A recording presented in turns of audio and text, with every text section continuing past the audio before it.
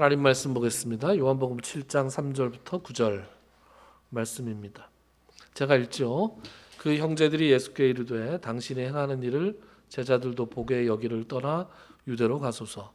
스스로 나타나기를 구하면서 묻혀서 일하는 사람이 없나니 이 일을 행하려 하거든 자신을 세상에 나타내소서 하니 이는 그 형제들까지도 예수를 믿지 아니함이로라.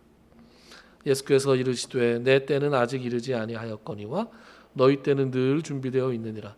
세상이 너희를 미워하지 아니하되 나를 미워하나니 이는 내가 세상의 일들을 악하다고 증언함이라.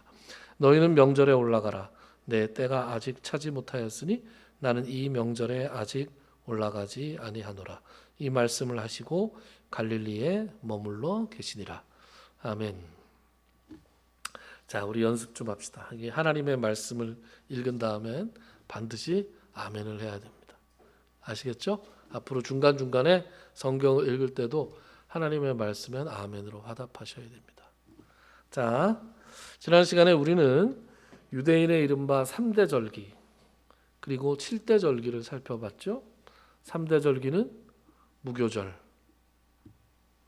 77절, 초막절. 그리고 이제 7대 절기를 포함하면 유월절, 또 초실절, 나팔절, 대속죄일 이렇게 돼 있습니다. 우리 MZ들이 복습을 안 한 것 같아요. 대답을 못 하네요. 이 절기들은 여러분들 지난주 설교는 여러분 시간 나실 때 꼭 다시 한번 들어보십시오. 더 이상의 절기에 관한 정리는 없다. 맨날 헷갈리는 절기를 지난주에 유명한 목사님이 오셔서 정리를 했기 때문에 꼭 들어보십시오. 네, 석 집사님 벌써 외우셨더라고요. 지난주에 가면서 내려가는 길에 제가 물어봤는데 7절기를 그냥 한 방에. 그래서 지난주에 오셨던 목사님이 얼마나 훌륭했는가를 제가 확인할 수 있었습니다. 자, 이 절기들은 그들의 신앙생활뿐만이 아니라 농경생활과도 밀접한 연관이 있다. 그런 말씀을 드렸어요. 그래서 봄의 절기는 무교절과 유월절과 초실절이고 오순절 또는 맥추절이라고 불리는 칠칠절은 초여름 그리고 초막절은 가을의 절기다 그랬습니다. 그래서 초막절은 장막절이라고도 부르고 수장절이라고도 불리는데 초막절을 지키는 그 달에 첫날 즉 7월 1일 유대력 7월 1일은 나팔절 그리고 유대력 7월 10일은 대속죄일 그리고 15일부터 일주일간을 초막절로 지킨다 그런 얘기를 했습니다. 지난 시간에 우리가 이렇게 유대인의 절기를 살펴보았던 이유가 있었죠. 그것은 앞으로 우리가 살펴볼 요한복음 7장, 8장 그리고 10장 초반에 이르기까지 이 모든 앞으로의 장들이 초막절을 시간적인 배경으로 했고 예수님의 중요한 말씀들도 그 초막절 행사와 연관지어서 주어진 말씀이었기 때문에 초막절을 살펴보는 김에 나머지 3대 절기, 7대 절기도 정리했던 것이죠. 그래서 정리를 한 것이다. 오늘 본문은 예수님의 형제들이 예수님께 나와서 했던 말로 시작이 됩니다. 같이 한번 읽어볼까요? 3절과 4절 1절 같이 읽죠. 시작. 그 형제들이 예수께 이르되 당신이 행한 일을 제자들도 보게 여기를 떠나 유대로 가소서. 스스로 나타나기를 구하면서 묻혀서 일하는 사람이 없나니 이 일을 행하려 하거든 자신을 세상에 나타내소서 하니. 아멘. 당신이 하는 일을 제자들도 보게 여기를 떠나 유대로 가시오.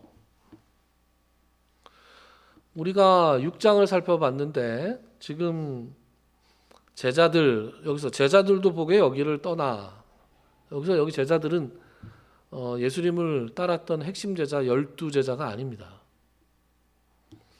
우리가 6장을 살펴볼 때 제자들에 대해서 제자들은 두 층 위가 있다 그랬죠. 12제자로 대변되는 핵심 제자들이 있었고 예수님을 어느 정도 따랐던 하지만 그 충성도가 언제 떠나도 별로 이상하지 않은 정도의 충성도를 가졌던 그런 사람들이 있었습니다. 그런 사람들도 하지만 그냥 무리들과는 구분됐기 때문에 그 사람들도 제자들로 불렀다. 그런데 요한복음 6장에서 그 제자들이 예수님께서 나의 살을 먹고 나의 피를 마셔야 된다. 그러니까 이 말씀은 어렵도다. 그리고 그 제자들이 많이 떠나갔다. 그랬죠. 그래서 갈릴리에 있었던 추종자 그룹들은 지금 많이 떠난 상태죠. 그리고 12제자를 비롯한 핵심 제자들만 남아있는 상태였을 것입니다. 그 상태에서 형제들이 찾아온 거예요. 그리고 여기 이러고 계시지 마시고 유대로 가십시오. 별 볼 일 없는 시골에서 이러지 마시고 중앙무대, 큰 무대로 진출하십시오. 그리고 4절 스스로 나타나기를 구하면서 묻혀서 일하는 사람이 없나니 이 일을 행하려 하거든 자신을 세상에 나타내소서. 지금 이름을 내고 싶으신 거잖아요. 자신을 알리고 싶으신 거잖아요. 그러면 이렇게 숨어 지내시면 안 되죠. 자신을 세상에 나타내셔야죠. 시골에 계시지 말고 유대에 가세요. 거기에도 유대에도 당신을 따르는 추종자들이 있을 거 아닙니까? 제자들에게도 보여주소서. 여러분, 이 말들이 어떻게 들립니까? 호의적으로 들립니까? 예수님의 사역이 성공적이 되기를 바라서 하는 말로 들립니까? 그렇지 않습니다. 그렇지 않다는 걸 우리가 어떻게 알 수 있느냐? 5절 말씀을 보면 알 수 있어요. 5절 이는 그 형제들까지도 예수를 믿지 아니함이로라. 이렇게 말한 이유가 예수를 믿지 않는 불신에서부터 남았다라고 지금 요한복음의 저자 요한이 명시해 놓고 있는 것입니다. 그러니까 이 말은 약간의 비아냥도 섞여 있는 말이었어요. 하늘에서 왔다며. 하나님의 아들이라며. 요즘 아이들 말로 아니 그럼 우리하고 같이 그럼 먹고 자라고 같이 일한 건 뭐야? 이렇게 얘기하고 있는 것이죠. 그럼 처음부터 이런 비아냥거리는 말을 하려고 찾아온 거냐? 그럴 것 같지는 않습니다. 이제 여기서부터는 추측의 영역이죠. 제 추측에 동의하실지 아닐지 모르지만 이제 제가 마음껏 상상의 나래를 한번 펴보도록 하겠습니다. 애초에 왜 왔느냐? 짐작컨대 초막절이라는 명절이 다가왔잖아요. 그럼 이제 명절이니까 제가 지난 시간에 3대 절기와 나머지 7대 절기를 구분하는 기준이 의무적으로 예루살렘 순례를 해야 된다. 의무적이 아니다. 뭐 그거라 그랬습니다. 그러니까 초막절은 의무적으로 예루살렘 순례를 해야 됐어요. 소위 말하는 형제들 간의 명절 동선을 협의하려고 지금 온 거예요. 카톡으로 할 수는 없잖아요. 그 시대에. 그러니까 우리들도 설이나 추석이 되면 형제들하고 이제 카톡이나 전화를 하면서 언제 만나자, 어디서 만나자, 어떻게 만나자 이렇게 동선을 다 약속을 하지 않습니까? 예수님은 오형제였습니다. 누이들이 있었나요? 누이들이 있었습니다. 예수님의 형제들은 이름이 구체적으로 나와요?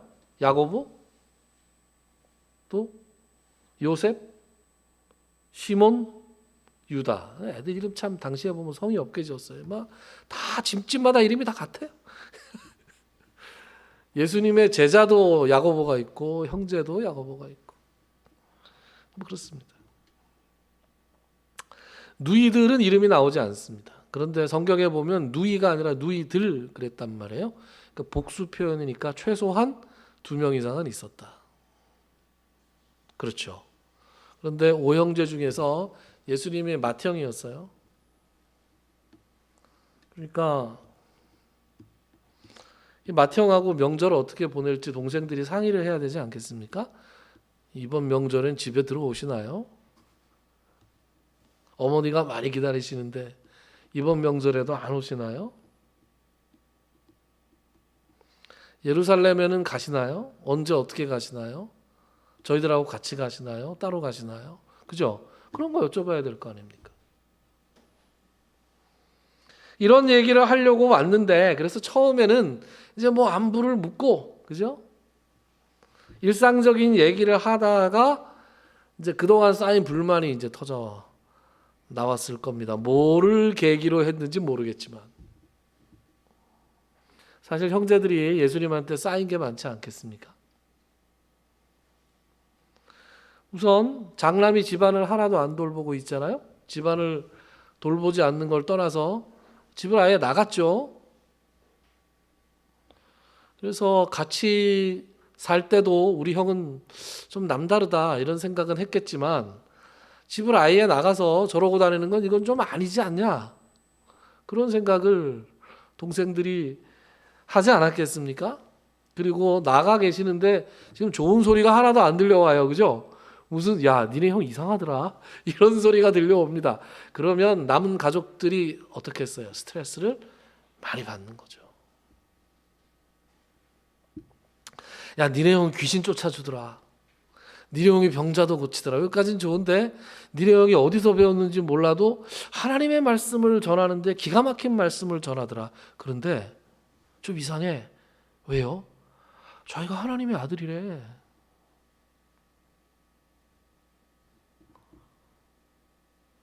우리 어머니 아들인데 그죠? 우리랑 같이 컸는데 갈릴리 바닷가에 가가지고 고기도 잡고 헤엄도 치고 놀았는데 그렇지 않았겠습니까? 이럴 때 여러분 가족들이 뭘 해야 됩니까? 뭐 해야 돼요 가족들이? 여러분들이 가족들이면 뭐 하시겠어요? 데리고 와야죠. 네? 빨리 데리고 와요. 집에 데리고 와야죠. 그래서 데리고 와야 되는데 거기에 서열이 예수님이 제일 높잖아요. 그러니까 동생들이 가면 잘 못 데리고 올까 봐 이제 집안에 어른들을 보냅니다. 마가복음 한번 볼까요? 마가복음 3장 21절. 이거 좀 아멘하기 좀 그러네요. 그냥 보세요. 3장 21절. 제가 읽겠습니다. 예수의 친족들이 듣고 그를 붙들러 나오니 이는 그가 미쳤다 하밀러라. 3장 30절. 이는 그들이 말하기를 더러운 귀신이 들렸다 하밀어라. 하필 아멘을 하라고 그런다. 계속 이런 구절이 나오네요. 네. 왜 친족들이었겠어요? 가족들만으로는 힘이 붙이는 거예요. 그래서 삼촌도 부르고, 그죠? 사촌 형도 부르고, 뭐 할아버지도 부르고 막 부른 거예요 지금.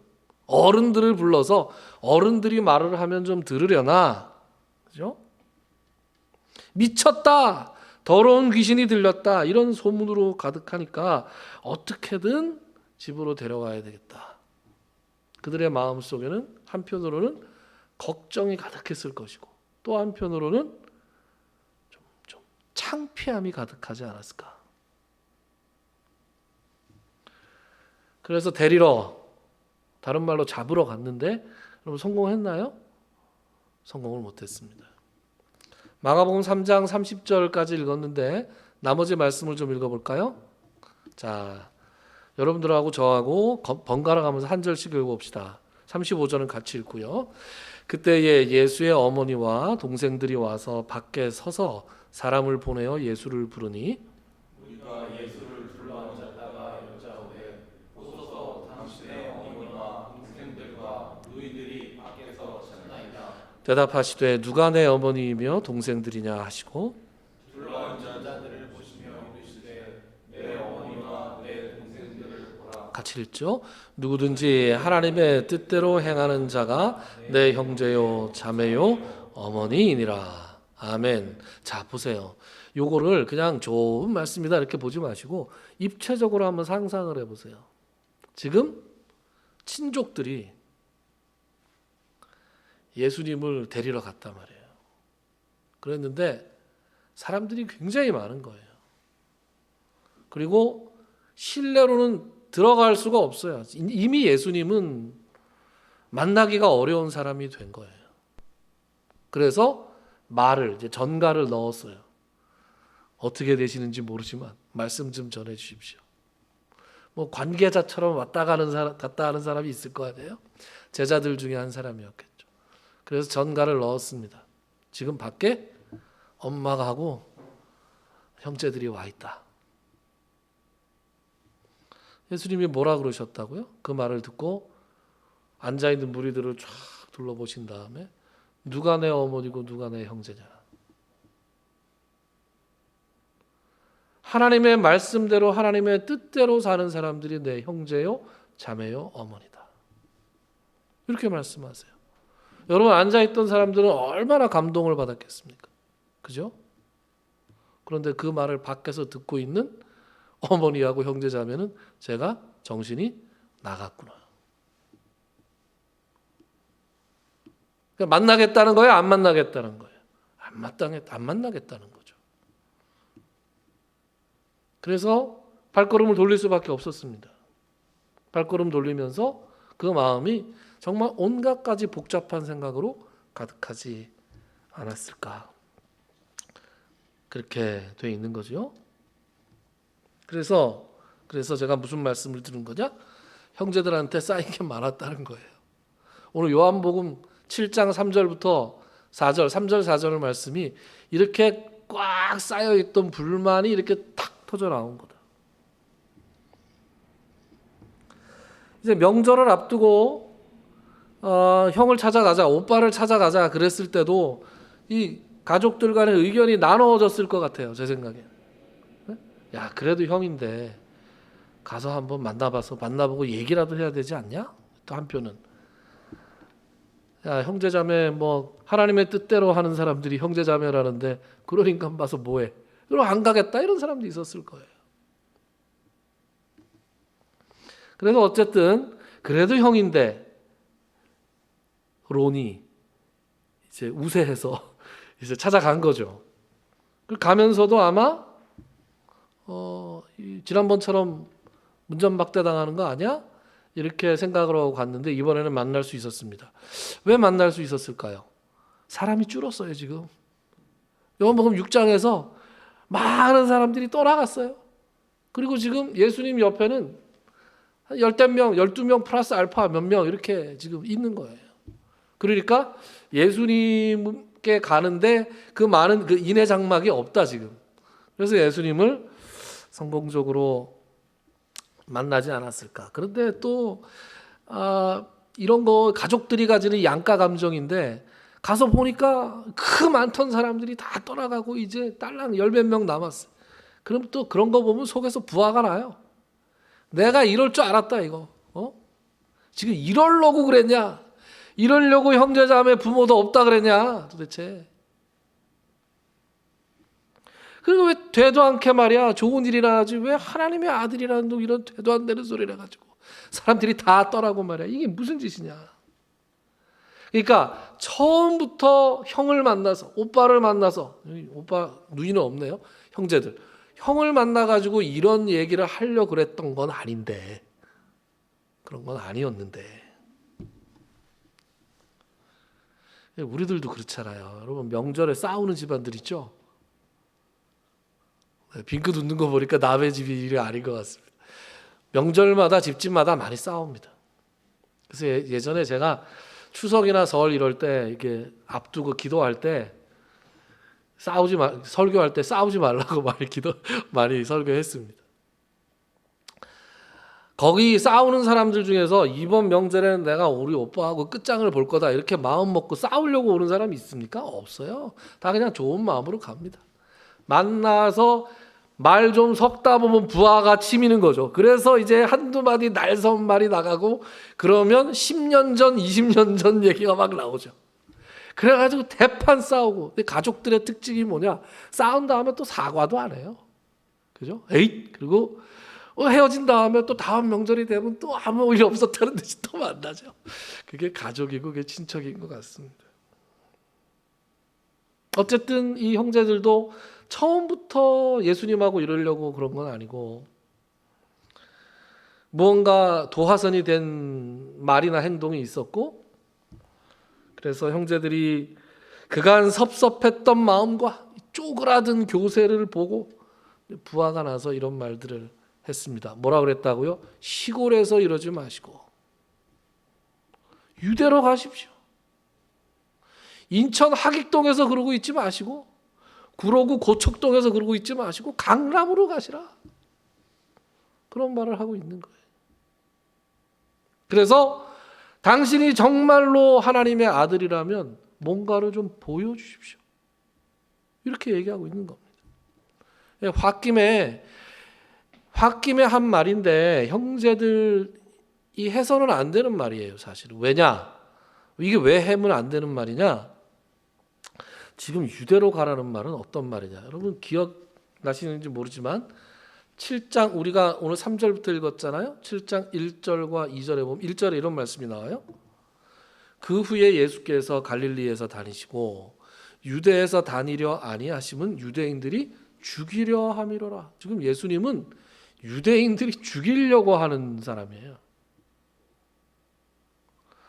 이러지 마시고 유대로 가세요. 이렇게 얘기하는 건 죽으러 가세요. 이런 얘기로 들릴 수 있는 겁니다. 그 옆에 있는 제자들은 적어도 뭐야? 어떻게 형제들이 저렇게 얘기할 수 있어? 내가 죽으러 가겠다. 예수님이 그래도 제자들도 같이 따라가더라도 형제들 가족들은 말려야 되는 사람들이잖아요. 야 그래도 목숨은 지켜야지 이러면서. 그런데 유대로 가라니. 그래서 알고 그랬는지 모르고 그랬는지 모르겠지만 어쨌든 지금 이 예수의 형제들은 자기 형에게 선을 넘는 지금 도발을 하고 있는 것입니다. 그렇게 선을 넘는 도발을 할 만큼 예수의 형제들이 예수님에게 쌓인 게 많다. 그럼 이 쌓인 게 많은 말에 대해서 예수님은 뭐라 그러셨느냐? 6절부터 9절까지를 같이 한번 읽어봅시다. 시작.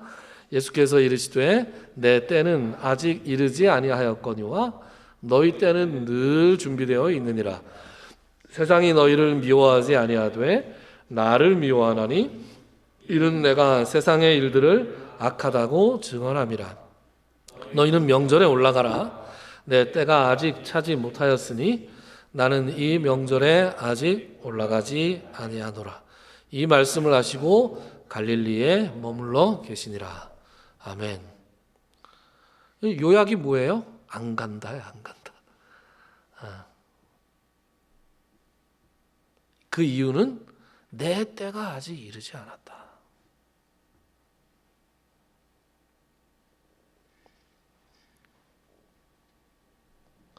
너희들이 하는 일은 아무 때나 해도 되는 일이지만 여기 지금 이 좀 어려운 말 6절에 보면 내 때는 아직 이르지 아니하였거니와 너희 때는 늘 준비되어 있느니라. 너희 때는 늘 준비되어 있다. 이게 무슨 말일까요? 이게 영어 성경으로 보면 좀 쉬워요. 영어에 익숙하신 분들은 이게 뭐냐 하면 anytime is right for you예요. anytime is right for you. 너희들한텐 아무 때나 다 괜찮아. 그런데 나는 지금 인간적인 일을 하고 있는 것이 아니라 하나님의 일을 하고 있는 것이기 때문에 anytime is right이 아니라 나는 내 때 right time이 필요하다는 거예요. right time. 영어 성경 NIV로 보면 right time 이런 표현을 씁니다. 그럼 좀 쉽죠? 그죠? 쉽습니다. 그런데 이거 너희 때는 늘 준비되어 있느니라. 이거 굉장히 어려운 말이에요. 무슨 말인지 모르겠습니다. 네, 영국 방언을 해서 좀 죄송스럽습니다만 어쨌든 그렇습니다.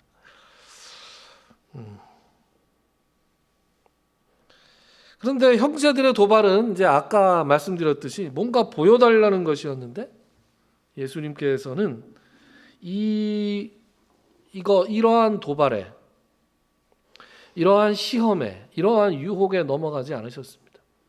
이게 왜 예수님한테는 도발일 뿐만 아니라 유혹이자 시험이었느냐? 예수님한테는 뭔가 보여줄 능력이 있으셨거든요. 뭔가 보여줄 능력이 있는 사람에게 이것은 시험거리가 됩니다. 여러분 공생애를 시작하시기 전에 예수님께서 40일 동안 금식하시고 마귀에게 시험 받으셨던 거 기억하십니까? 근데 첫 번째 시험이 뭐예요? 여기 있는 돌들로 떡이 되게 하라. 네가 만약에 하나님의 아들이라면 여기 있는 돌들로 떡이 되게 하라. 성전의 꼭대기에서 뛰어내려라. 이거 다 뭐예요? 뭔가 보여줘라, 이런 얘기죠. 너 자신을 위해서 뭔가 보여줘라. 세상 사람들을 위해서 너 자신의 이름을 떨쳐라. 너를 과시해라. 그러나 그때마다 예수님의 대답은 뭐였냐? 내가 해야 되는 일은 내 이름을 내거나 내 능력을 과시하거나 하는 것이 아니라 하나님의 뜻을 이루는 것이다. 나를 증명하는 것이 아니다. 여러분, 예수님께서 형제들의 마음을 헤아리지 못하셨을까요? 저는 헤아렸을 거라고 생각합니다. 그러나 그들의 이런 도발이나 이 모든 불만이 다 인간적인 동기로 주어진 것이었기 때문에 그 인간적인 요구에 예수님께서 따라주실 수는 없었죠. 그래서 그들이 알아듣기 어려운 말로 아직은 내 때가 아니야. 너희들은 너희의 뜻과 계획에 따라서 무엇이든지 할 수 있지만 하나님의 일은 하나님의 때에 하나님의 방식으로 이루어지는 거야. 내가 할 일은 하나님의 그 방식에 순종하는 거야. 예수님도 뭔가 보여주고 싶은 그런 마음이 있으셨을 것 같아요. 왜냐하면 자기 자신을 위해서가 아니라 이 믿음이 없는 형제들에게 나중에 이 순간을 후회하지 말라고 지금 뭔가 살짝 보여주셔서 그들에게 믿음을 심어주고 싶은 그런 마음이 있지 않으셨을까? 여러분, 나중에 예수의 형제들이 이 순간을 후회하지 않았겠습니까? 후회했을까요? 후회하지 않았을까요? 예수의 형제들이 이 순간을 후회했는지 후회하지 않았는지 알 길은 없습니다만, 그러면 예수의 형제들이 예수님을 나중에 믿었나요? 안 믿었나요? 모르겠죠. 두 사람은 확실하죠. 어머니 마리아와 야고보 사도는 확실하죠. 나머지 형제들은 한번 찾아봅시다. 사도행전 1장 14절 같이 읽어볼까요? 시작. 여자들과 예수의 어머니 마리아와 예수의 아우들과 더불어 마음을 같이하여 오로지 기도에 힘쓰더라. 아멘. 이게 사도행전 1장 14절 말씀입니다. 이게 언제적 말씀이에요? 예수님께서 부활하시고 승천하시고, 그죠? 그리고 나서 오순절 성령 강림을 기다리면서 마가의 다락방에 모여서 그들이 오로지 기도에 힘쓸 그때예요. 근데 그 명단에 지금 누가 있어요? 여러분들 그 전에 못 보셨죠? 예수의 아들들이 있다니까요. 예수의 아우들이 있다니까요. 그러면 이제 또 상상의 영역. 예수의 아우들이 뭐라고 기도했을까요? 아이고, 죄송합니다. 기도하지 않았겠어요? 그때 그렇게 예수님한테 제가 알아뵙지도 못하고 온갖 그 날선 말들을 하다니 제가 참 죄송합니다. 잘못했습니다. 좀 그랬을 것 같아요.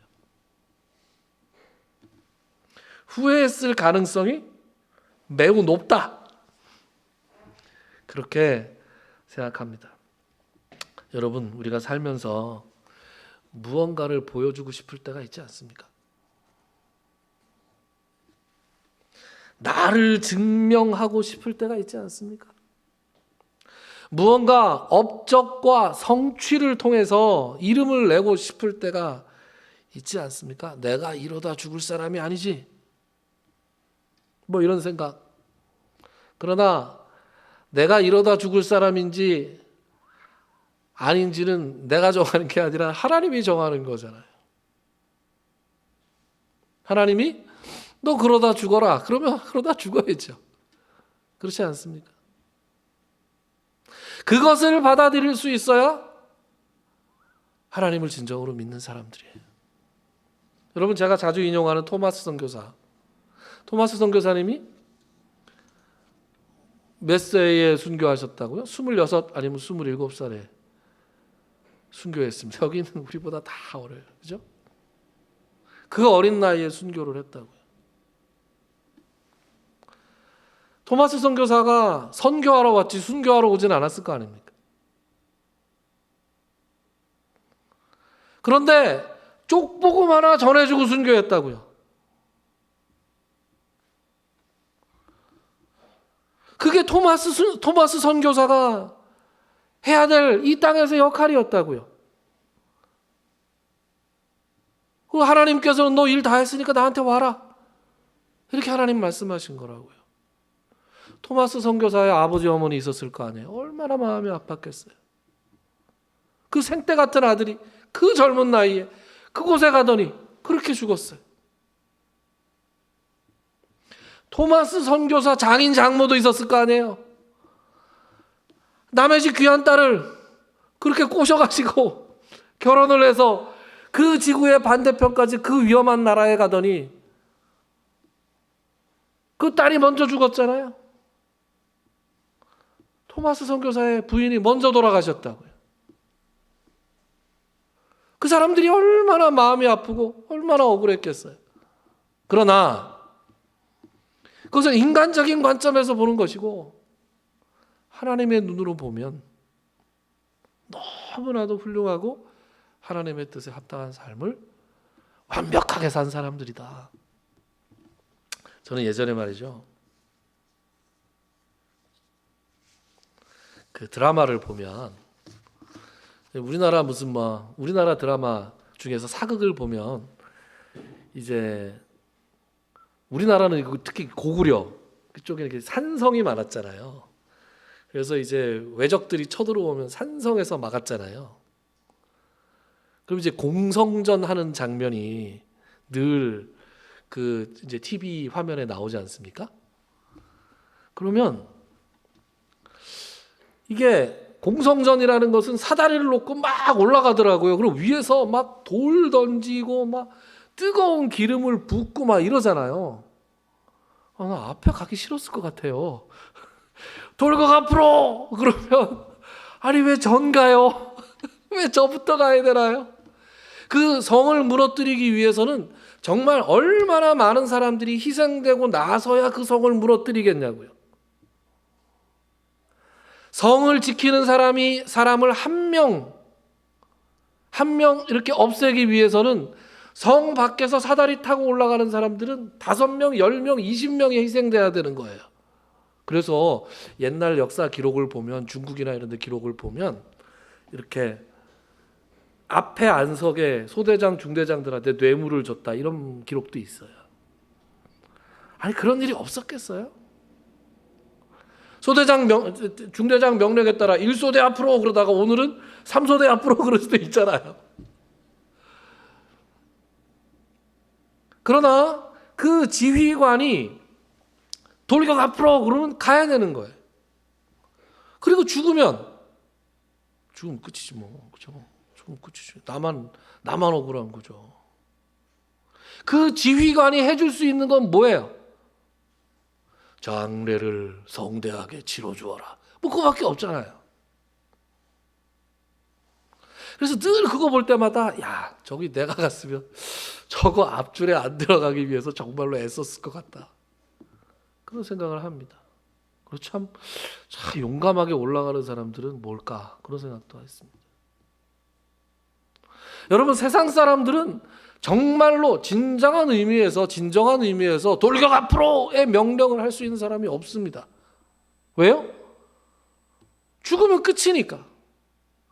그런데 하나님은 진정한 의미에서 돌격 앞으로를 할 수 있어요. 왜요? 하나님은 생명을 주관하시는 분이잖아요.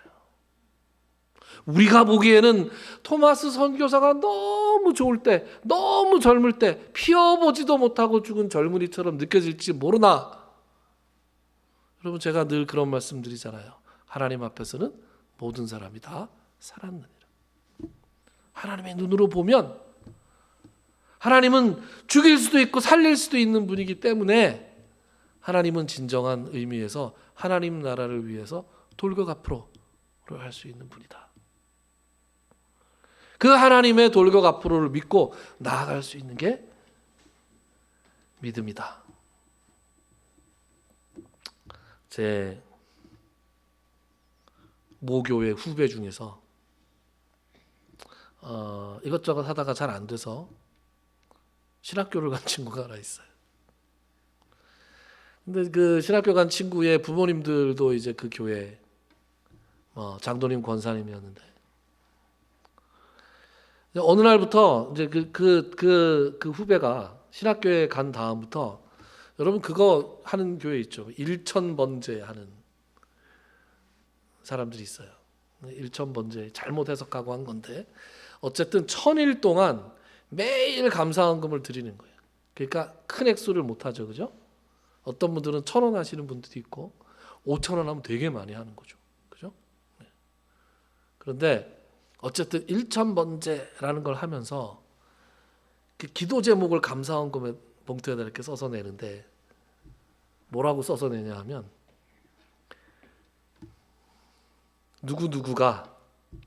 우리 누구누구가 유력한 종이 되게 해주십시오. 이렇게 기도 제목을 올렸어요. 여러분 기도 제목 어때요? 우리 아들이 유력한 종이 되게 해주소서. 그 아들이 어떻게 됐을까요? 아직까지는 유력한 종이 못 됐어요. 앞으로는 모르고 유력한 종이 되게 해주소서라는 기도 제목을 듣고 하나님의 뜻에 정말 합당하지 않은 기도 제목이다. 저 기도를 하나님이 들어주실까? 하나님 마음이죠. 근데 제가 보기에는 왜 저렇게 기도를 할까? 그런 생각을 하면서 안타까웠습니다. 하나님이 유력하게 쓰실지 하나님이 미력하게 쓰실지 그것은 하나님의 영역에 있는 겁니다. 하나님이 1달란트 주실지 2달란트 주실지 5달란트 주실지는 하나님이 정하실 문제. 그리고 1달란트 받았으면 1달란트 가지고 세상에 살면 됩니다. 그리고 하나님이 부르시면 아멘 그러고 가면 되는 거예요. 그런데 꼭 1달란트가 아니라 5달란트를 받게 해주십시오라고 기도하는 거예요. 그것은 하나님의 때와 하나님의 방법과 하나님의 뜻에 순종하는 사람의 모습이 아닙니다. 내가 뭔가 보여줘야 되겠다. 내가 나를 증명해야 되겠다. 내가 이러고 죽을 사람이 아니다. 이런 욕망들을 보여주는. 그래서 우리의 마음속에서 이러한 욕망들을 제거하기 위해서 우리는 어떻게 기도해야 되느냐? 착하고 충성된 종이 되게 해주십시오. 이렇게 기도해야 되는 것이죠. 여러분 유력한 종이 되실지 안 되실지는 제가 모르겠지만 하나님 앞에 착하고 충성된 종이 돼서 하나님께 칭찬받는 사람들이 다 될 수 있기를 주님의 이름으로 축원합니다. 기도합시다.